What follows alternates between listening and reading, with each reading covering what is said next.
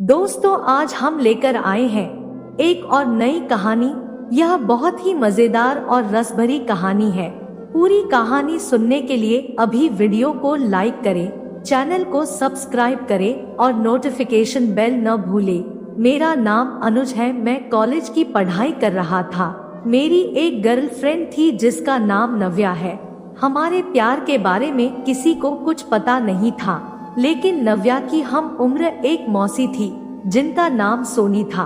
मौसी को हमारी सारी बातें पता रहती थी। कभी कभी जब मेरी गर्लफ्रेंड नव्या के घर पर कोई नहीं होता था तो मैं सारी रात उनके घर पर ही रह जाया करता था। एक रात मैं नव्या के घर पर रुका था। उसके पापा किसी दूसरे शहर जाने की बात बोलकर चले गए थे। उन्होंने यह भी कहा था कि वह 3 दिन बाद आएंगे, लेकिन ना जाने कैसे नव्या के पापा अचानक आ गए। उनका घर 2 मंजिला था। मुझे नव्या और उसकी मौसी सोनी ने छिपा दिया। जैसे ही नव्या के पापा ऊपर गए, नव्या और उसकी मौसी ने मुझे बाहर आने को कहा। मुझे नव्या के पापा के वापस आने की वजह से बहुत डर लग रहा था, क्योंकि उनकी पहुंच बड़े बड़े लोगों के साथ थी। अगर वह मुझे इस हाल में अपने घर पर देख लेते तो मेरे लिए मुसीबत खड़ी हो जाती।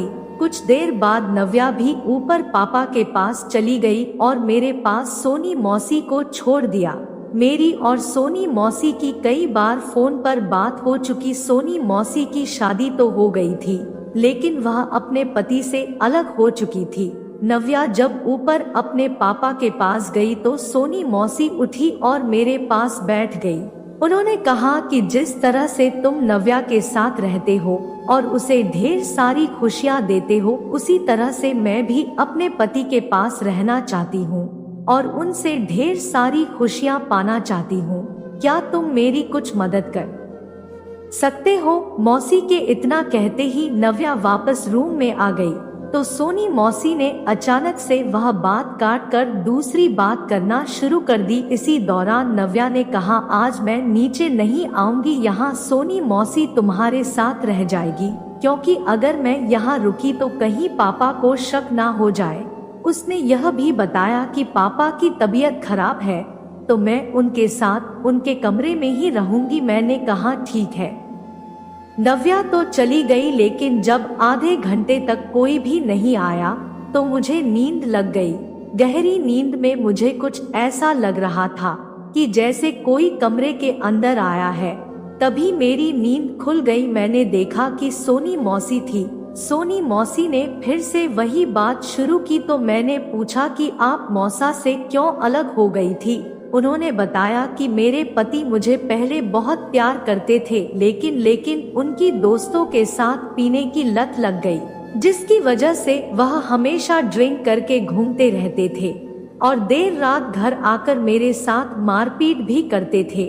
अगर मैं उनको कुछ भी समझाती तो मुझ पर वो हावी हो जाते और मारपीट शुरू कर देते। इसीलिए मैंने उनसे रिश्ता तोड़ लिया। लेकिन मुझे पता है कि यह जिंदगी अकेले नहीं कटने वाली। मैं चाहती हूँ कि मेरे पति ड्रिंक करना छोड़ दे और मेरे साथ अच्छी सी जिंदगी जीने। मैंने बोला ठीक है मौसी, मैं कोशिश करूँगा कि आपकी जिंदगी में फिर से खुशियाँ आ जाएं।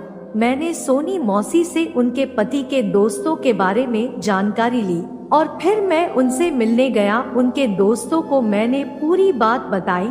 मैंने कहा आप लोगों की वजह से उनकी पर्सनल लाइफ हो गई है और मेरी मौसी की भी जिंदगी बर्बाद सी हो गई है। मैंने उनसे रिक्वेस्ट की अगर आप लोग चाहेंगे तो उनकी जिंदगी फिर से अच्छी हो सकती है। सोनी मौसी के पति के दोस्त मान गए। फिर उनके दोस्तों ने और मैंने मौसा जी को धीरे धीरे समझाना शुरू कर दिया और उनको डॉक्टर के पास भी लेकर गए। हम सब की कोशिश की वजह से धीरे धीरे उनकी ड्रिंक करने की लत छूट गई और फिर सोनी मौसी और उनके पति साथ साथ रहने लगे और खुशियों भरी जिंदगी जीने लगे। दोस्तों, कहानी अच्छी लगी हो तो शेयर करें।